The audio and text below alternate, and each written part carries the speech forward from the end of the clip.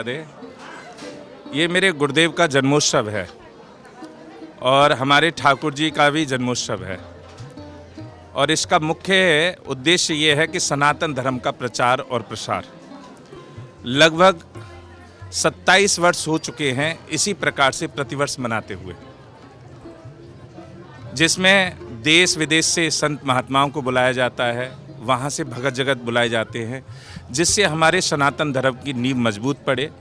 और अब की बार तो इतना हर्ष और उल्लास है जिसकी मैं व्याख्या नहीं कर सकता, क्योंकि जो दुनिया का घर बनाते हैं वो अपने घर में पहुंचने वाले हैं। राधे राधे। आज अभी शोभा यात्रा के साथ में ये प्रोग्राम प्रारंभ हो जाएगा और उसके बाद में मंच प्रारंभ होगा जिसमें संत सम्मेलन होगा। भागवत कथा का प्रथम श्लोक बोलकर और संत समागम प्रारंभ हो जाएगा। 7 दिन तक निरंतर 1 बजे से 4 बजे तक श्रीमद् भागवत कथा और 1 बजे से 5 बजे तक संत समागम ही चलेगा, जिसमें कल रितम्बरा बहन जी पहुंच रही हैं, हमारी रितम्बरा दीदी, जिन्हें लोग दीदी माँ के नाम से संबोधित करते हैं। आज कौन कौन आने वाले हैं महाराज? आज कमल नयन दास जी अयोध्या जी से, महंत श्री कमल नयन दास जी अयोध्या जी से, श्री महंत गौरी शंकर दास जी हनुमानगढ़ी से, श्री महंत सनत कुमार दास जी श्रीधाम वृंदावन से, श्री महंत प्रहलाद दास जी गोरेदाव जी आश्रम श्रीधाम वृंदावन से, और अखाड़े के अध्यक्ष श्री महंत रविंद्रपुरी जी और अखिल भारतीय श्री पंच निर्मोही अन्य अखाड़ा के अध्यक्ष श्री महंत राजेंद्र दास जी और महामंडलेश्वर ईश्वर दास जी, महामंडलेश्वर विष्णु दास जी, अन्य लगभग 150 ऐसी मूर्ति हैं जो मंच पर शोभायमान होंगी। मंत्रमूलम गुरुवाक्यम मोक्षमूलम गुरुकृपा। बोलिए सियापति रामचंद्र भगवान की जय। आज के जन्मोत्सव के सम्मानित अध्यक्ष जी महोदय, मंच पर मंचासीन सभी संत महंत महापुरुष महामंडलेश्वर, सभी को मेरा साष्टांग दंडवत प्रणाम। भक्तों व देवी स्वरूपा मातृशक्ति, देखिए प्रारंभ में ही जब भैया जी ने कहा था कि आज भागवत का प्रथम दिन है और अगर उसी के ऊपर थोड़ा बहुत प्रकाश जो भी वक्ता है अगर डाले, विशेष से विस्तांतर नहीं हो तो अच्छा है। तो मैं भाई व्यास गद्दी पर बैठे हुए हैं, उन्होंने इस तरह की बात कही तो थोड़ा बहुत उसका पालन तो करना भी चाहिए। तो मैं थोड़ा सा प्रसंग उसी के विषय में आपको कहूँगा और उसी से मिलता जुलता हमारा सनातन किस तरह से स्थिर रहे और कैसे हम आगे बढ़ते रहें वो बात बताऊँगा। तो देखिए बंधुओं, भागवत महात्म में कथा आती है। अभी हमारे बड़े दिनेश जी ने भी इस बात का प्रसंग किया था कि आग लगी आकाश में और घड़ी घड़ी पर अंगार और संत ना होते जगत में तो जल मरता संसार। तो ये संतों की देन है, संतों की कृपा है। और भागवत महात्म में भी जब ज्ञान और वैराग्य एकदम अचेतन अवस्था में हो गए थे, उनकी माता भक्ति उनको ले घूम रही थी और जब एक संत के दर्शन हुए, और वो संत कौन थे? नारद जी थे। और नारद जी को देख के जब उनमें चेतना आई, उनमें स्फूर्ति आई, उनमें थोड़ी हलचल हुई और वो जब कहने लगे तो जब भक्ति ने देखा कि अरे एक संत के प्रताप से इस तरह से जो अचेत हो गए थे उनमें भी चेतना आ गई है, ऐसी संत की कृपा हो गई। तो उन्होंने भक्ति ने कहा था, देवर्षि तुम धन्योसी मद भाग्यं समागता साधु नाम दर्शनम लोके सर्व सिद्धि करम फलम। अगर अर्थ और धर्म और काम और मोक्ष अगर आपको चाहिए इस दुनिया में, अगर उसे प्राप्त करना है तो आपको कहाँ मिलेंगे? बोलिए कहाँ मिलेंगे? संतों के चरणों में मिलेंगे, संतों के आशीर्वाद से मिलेंगे। कहा ना कि महाराज में इतने जन्म में वो था, इतने जन्म में गाय बना, उतने जन्म में बछड़ा बना, उतने जन्म में वो योनि में बना, और जब आप संत के दर्शन हो गए तो मैं राजा से महाराजा बन गया। ऐसी संतों की कृपा होती है। तो ये किसका फल है? ये भागवत कथा का माध्यम का फल है, ये भागवत का सुनने का फल है। और ये मैं अपनी मर्जी से नहीं कह रहा हूँ, भागवत महात्म में पूर्ण रूप से आया है। मैं आपको सुनाता हूं, लेकिन एक बात और मैं बता देता हूं, क्योंकि ये भी कहा कि 1 बजे तक ही कार्यक्रम चलना है, ज्यादा लंबा भी नहीं खींचना है। नहीं तो हम तो ऐसा है, रेल के जो पुराने इंजन थे ना, वो भाप से चलते थे। पहले स्पीड कम पकड़ते थे, पकड़ते पकड़ते फिर पकड़ते थे। अगर पकड़ने लग जाए तो घंटा आधा घंटा वैसे ही निकल जाए, तो वो नहीं करना है। तो इसलिए हमारी सनातन संस्कृति भी क्यों बचे। जो आज ये भागवत हो रही है ना, आप ये बल्लभगढ़ में बैठे हैं ना, इस भूमि में बैठे हैं ना, भैया जी के माध्यम से जन्मदिन का जो सुन रहे हैं, ये कैसे सुन रहे हैं? क्योंकि हमारा सनातन यहाँ सुरक्षित है। इस जगह इस समय हम सनातन में सुरक्षित है। लेकिन एक समय ऐसा था कि पूरे एशिया में सनातन का डंका बज रहा था, पूरा एशिया सनातन से वो था। हमारे ऋषि महर्षियों ने कहां कहां, अरब, ईरान, अफगानिस्तान, पाकिस्तान, बांग्लादेश और इंडोनेशिया, जावा, सुमित्रा, सब जगह भारतीय संस्कृति को डंका बजता था। धीरे धीरे विलुप्त होती जा रही। उसका कारण क्या हुआ? अरे उसका कारण क्या हुआ कि जहां जहां से हमारी सनातन पद्धति, जहां जहां से हमारे ऋषि महात्मा, जहां जहां से हमारे विलुप्त हो गए, वो वहां से सनातन ये हो गई। आज देखिए अरब कंट्रीज में भी, आज अरब कंट्रीज में भी एक गुफा में, मैंने कुछ वीडियो भी दिया था, एक गुफा में 3 मूर्ति निकली। अरब कंट्री में, यूएई में 3 मूर्तियां देखी गई।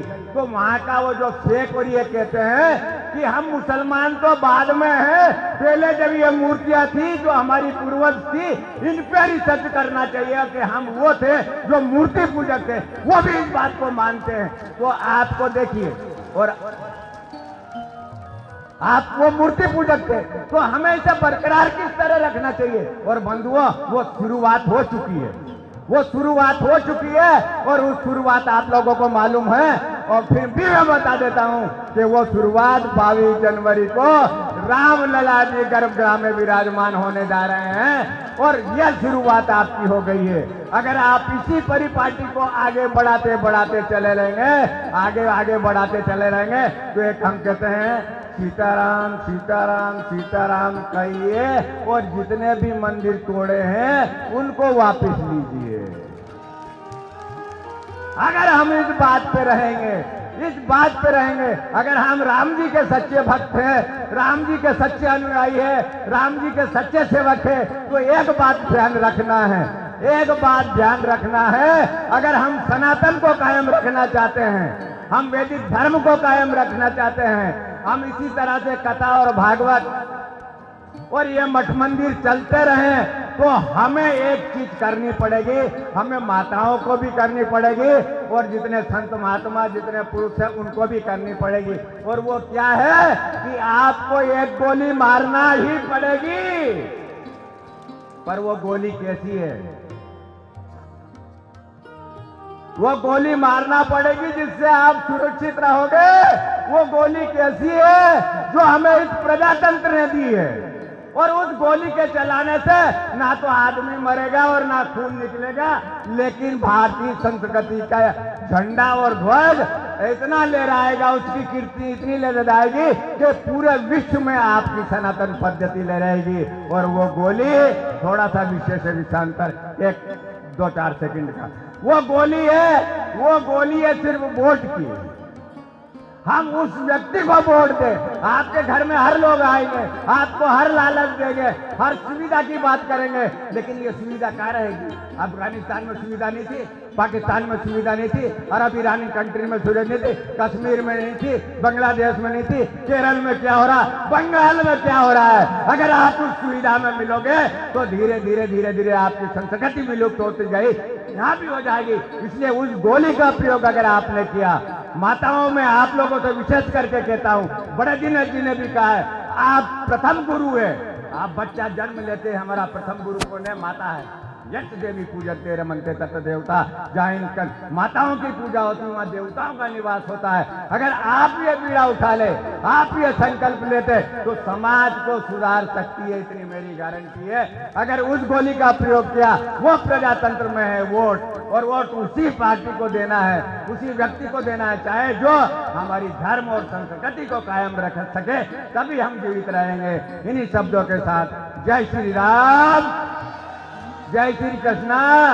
और एक बात में भैया जी महाराज को, जो मैं पहली बार आया हूँ, महाराज आप 15 से इस तरह के कार्यक्रम करते आ रहे हैं। जब हमने तो पहली बार आके सरकार ज्वालापुर में देखा 2000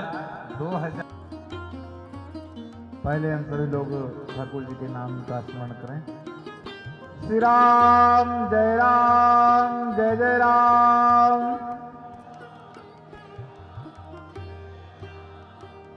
कम से कम अयोध्या तक आवाज न जाए तो आधी दूर तो जानी ही चाहिए। श्री राम जय राम, जय जय राम। श्री राम जय राम, जय जय राम। श्री राम जय राम, जय जय राम।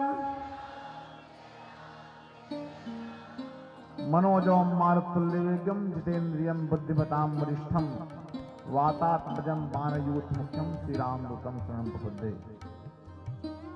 अनंत बलन श्री हनुमान जी महाराज, अकारण करुणा बरवाने राम राघवेंद्र सरकार, और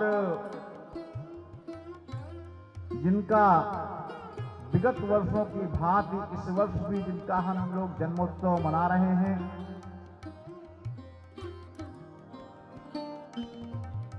साकेतवासी परम पूज्य आनंददास जी भैया जी, और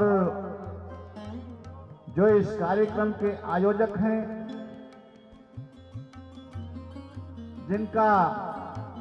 जिनको लोग पूरे देश में भैया जी के नाम से जानते हैं, और हमारे हृदय के अति निकट रहने वाले, संतों के हृदय में निरंतर निवास करने वाले परम पूज्य विजयदास जी भैया जी,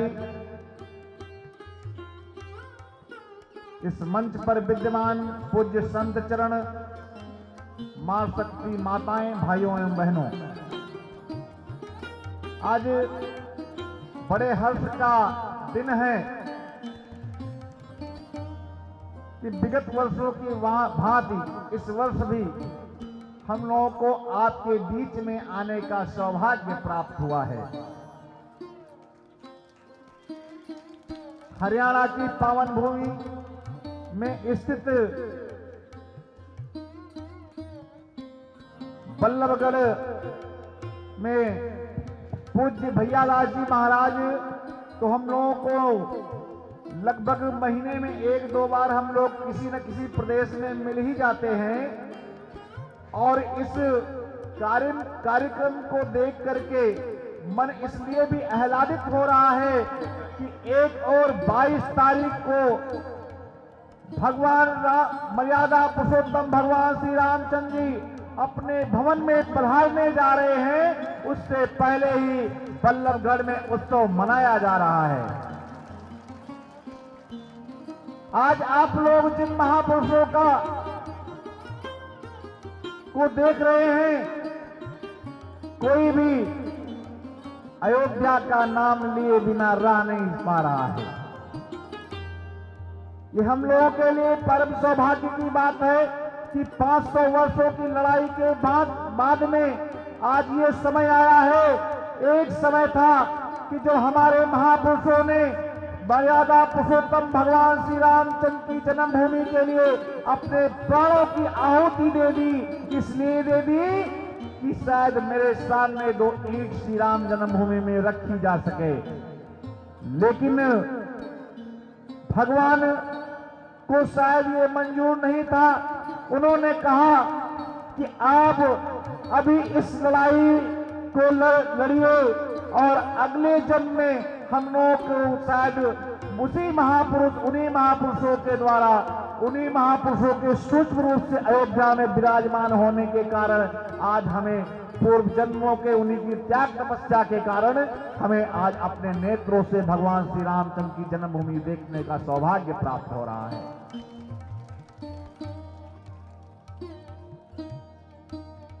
जैसा कि आप लोग संचार के माध्यम से, टीवी के माध्यम से देखते होंगे कि तमाम तैयारियां चल रही हैं। हम लोगों ने उन दिनों को देखा है कि जिस समय भारतवर्ष की ऐसी कोई फोर्स नहीं थी, जब अयोध्या में नहीं थी, हम लोगों को पकड़ा जा रहा था, हम लोगों को गिरफ्तार किया जा रहा था और ताला कभी कभार से बाहर से बंद करके हम लोग अंदर कैदी की भांति रहा करते थे। आज जिस समय मैं देखता हूं कि अयोध्या नित्य नई ऊंचाइयों को छू रही है, अयोध्या भव्य हो रही है, अयोध्या दिव्य हो रही है, अयोध्या नव्य हो रही है, अयोध्या में अभी तो हवाई यात्रा भी प्रारंभ हो गई है। कल पहले ये फ्लाइट दिल्ली के लिए अयोध्या से आई, मुझे भी उसमें बैठने का सौभाग्य प्राप्त हुआ। जब हम लोग फ्लाइट में बैठे तो हम सभी जितने भी यात्री थे वो सभी लोगों ने कहा कि चलत विमान कोलाहल होई, जय रघुवीर कहाय सब कोई, बोलो जय श्री राम। आज बड़े हर्ष की बात है कि हम सब लोग भैया जी के इस कार्यक्रम में उनका स्नेह प्यार निरंतर हम लोगों के ऊपर बना रहता है और मैं मर्यादा पुरुषोत्तम भगवान श्री रामचंद्र की नगरी के होने के नाते आप सभी बल्लभगढ़ वासियों को, सभी राम भक्तों को इस मंच के माध्यम से आप सभी को श्री अवध में सादर आमंत्रित करते हैं कि बरनत सब जहाँ तहाँ सब लोग अवश्य देखिए, देखन जोगु। एक बार 22 तारीख के बाद में आप सभी लोग श्री अवध पधारिए और मर्यादा पुरुषोत्तम भगवान श्री रामचंद्र का दर्शन कीजिए। जय श्री राम। बहुत बहुत धन्यवाद।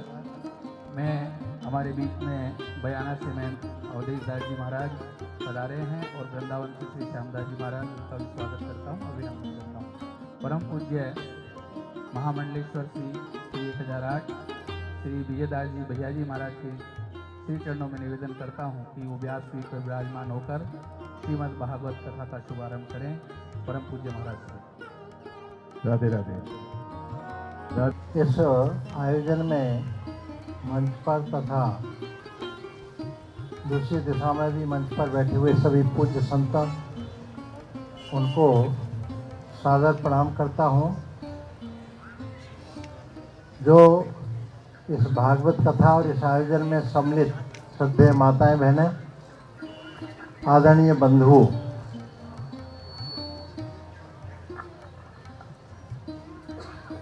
सबसे बड़ी विशेष बात,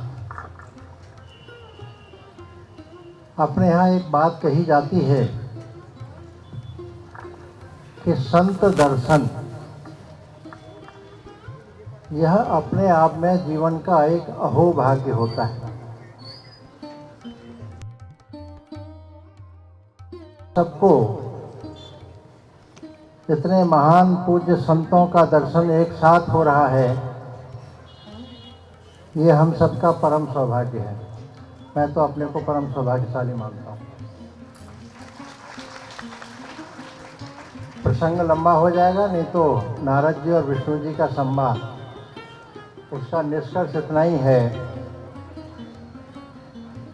उन्होंने भेज दिया कि जाओ अमुक अमुक ऐसे सब करते करते, तो जन्म हुआ, मिलने गए, बातचीत हुई, उसका अगले दिन ही शरीर पूरा हो गया। फिर दोबारा विष्णु जी पाए, ये तो ऐसा हो गया, आप अमुक के पास जाओ, वहाँ जाए, वहाँ भी उनका एक आध दिन में शरीर पूरा हो गया। अंत में क्या निष्कर्ष निकला? तो वो एक राजा, नौजवान राजा बन गया, उनके पास जाओ। तो नारद जी ने कहा, महाराज इतने जगह जगह भेज रहे हो मुझे, आप ही मुझे उत्तर दे दो ना। नहीं, उत्तर वही देगा। तो राजा नौजवान के पास जब पहुँचे तो कि भाई ये मेरा प्रश्न है, उत्तर मुझे चाहिए। तब उन्होंने बताया कि मैं आपके दर्शन करने के कारण से उस जन्म में ये था, ये बना, अंत में फिर गाय बना और आज मैं राजा हूँ। एक संत के दर्शन मात्र से इतना सुपरिणाम आता है, इसलिए हम सब बहुत सौभाग्यशाली हैं। मैं थोड़ा विषय से हट करके भारतवर्ष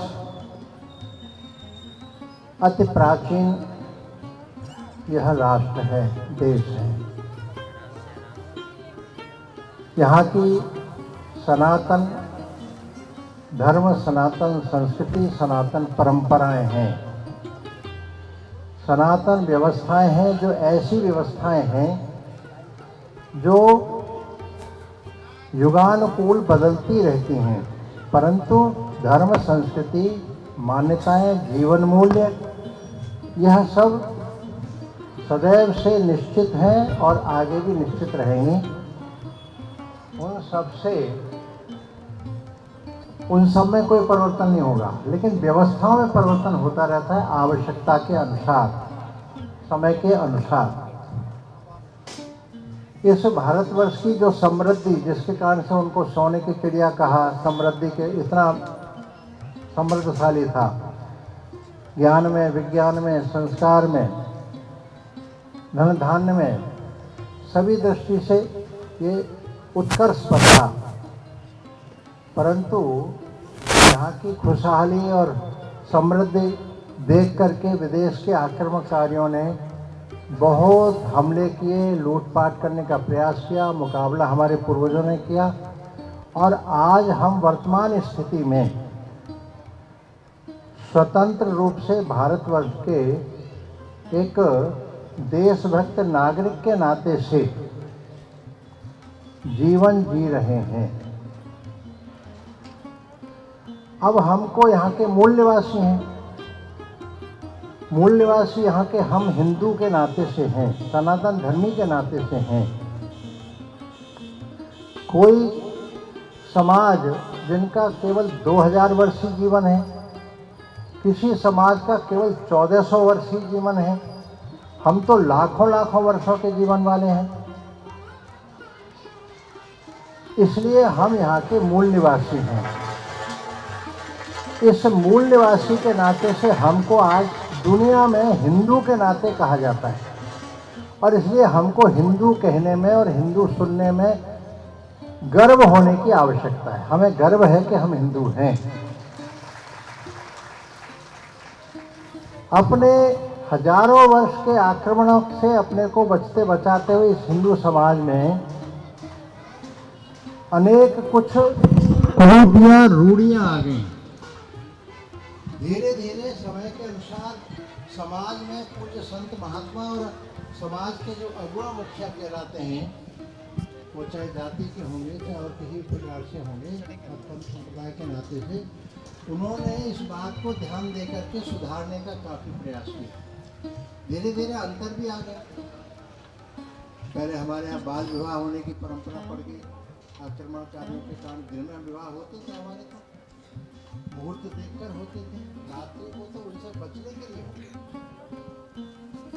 तो इसलिए बाल विवाह भी हमारे यहाँ हर माँ बाप की इच्छा होती है कन्यादान कर लेना, इसलिए उसको बचपन में ही उसको शादी कर दी। आज उसकी परंपरा में बहुत अंतर आया। पर्दा प्रथा, उन्हीं आक्रमणकारियों के चक्कर में ही पर्दा प्रथा शुरू हुआ, बहुत अंतर आया। ऐसी और अनेक दहेज वगैरह का, भ्रूण हत्या का, ऐसी बहुत सारी समस्याएं हमारे समाज में आ गई। उन सबको हमें दूर करने की आवश्यकता है, तेज गति से दूर करने की आवश्यकता है। बहुत सारे परिवर्तन आ गए हैं, फिर भी हमारे पूज्य महामंडलेश्वर ईश्वरदास जी ने जो प्रभु राघवेंद्र जी सबरी के यहाँ गए, केवट का, निषाद का, इन सब के जीवन के प्रसंग हैं। तो ये हमारे किसी भी ग्रंथ में छुआछूत, ऊंच नीच, जात भेद नहीं है, किसी भी ग्रंथ में। हमारे किसी भी अवतार लिए हुए या कोई भी महान पुरुष होंगे उनके द्वारा कभी भी इस प्रकार का व्यवहार नहीं हुआ, परंतु परिस्थितिवश आज भी ऊंच नीच छुआछूत जात भेद का अंतर ये दिखाई देता है। ये वास्तव में समाप्त होना चाहिए। हिंदू हिंदू भाई भाई, हम सब हिंदू एक, तो फिर ये भेद किस बात का? ये नाई है, धोबी है, कुम्हार है, लोहार है, फलाना है। ये समाज की व्यवस्था के हिसाब से हम सब हिंदू के नाते से एक हैं, एक परिवार के हैं, और इसलिए अपने घर आना बुलाना, उनके घर जाना आना, उनके जहाँ शादी दुख दर्द में सम्मिलित होना, ये जो समाज में आवश्यक है, ये वास्तव में मैं आप सभी माताओं और बहनों को निवेदन हाथ जोड़ के करना चाहता हूँ कि इसमें तीव्र गति आएगी आप सबके व्यवहार इस रूप में मानने और करने कराने से।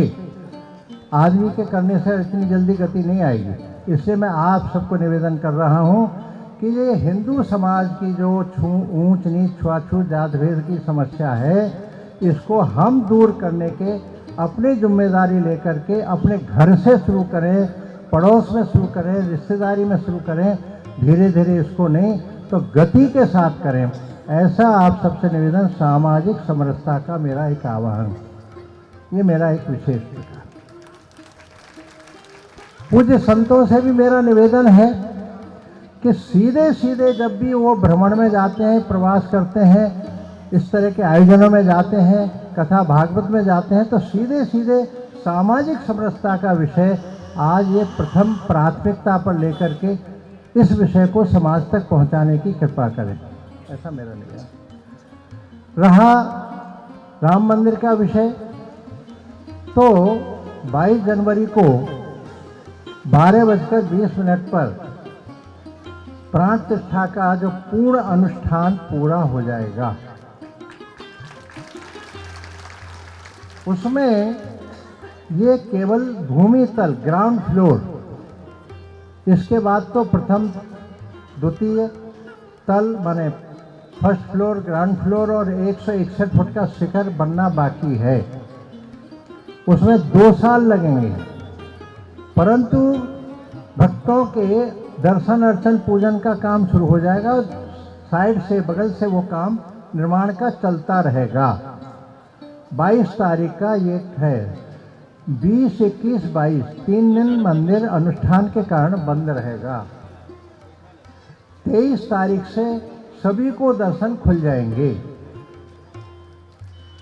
पूरी तरह से कभी भी आइए, रामलला का दर्शन 500 वर्षों का संघर्ष जो था वो इस बात का था कि रामलला ने जो चक्रवर्ती सम्राट दशरथ के यहाँ जन्म लिए, जिस कमरे में, वही गर्भगृह बना,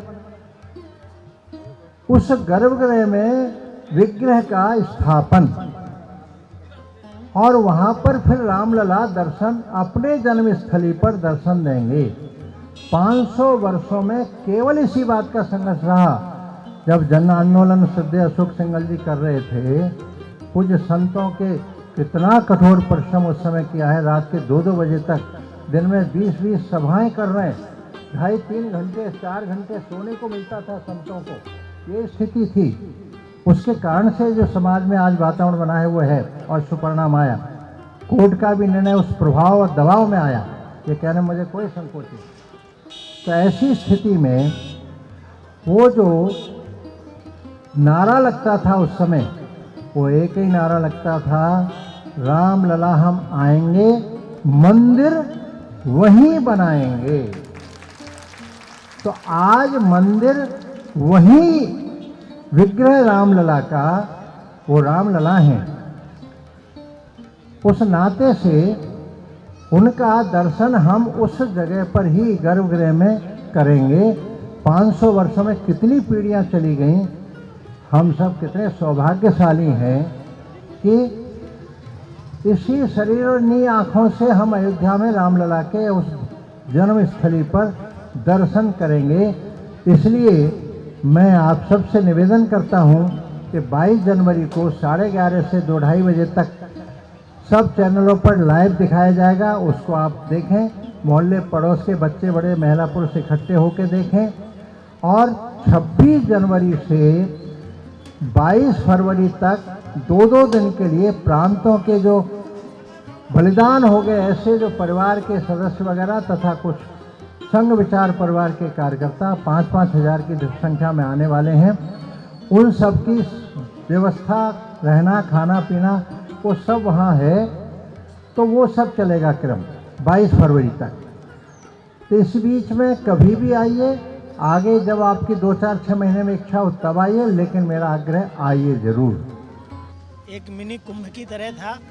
मैं समझता हूँ भारत के कोने कोने से हम महापुरुषों को हमारे विजयदास भैया जी ने बुलाया है, और देखने में ऐसा लग रहा था कि जहाँ तक भीड़ देखते थे वहाँ साधु और माताओं कलश लेकर के दिखाई दे रही थी, जैसे एक विशाल प्रयागराज का कुंभ यहाँ बल्लभगढ़ में आ गया हो।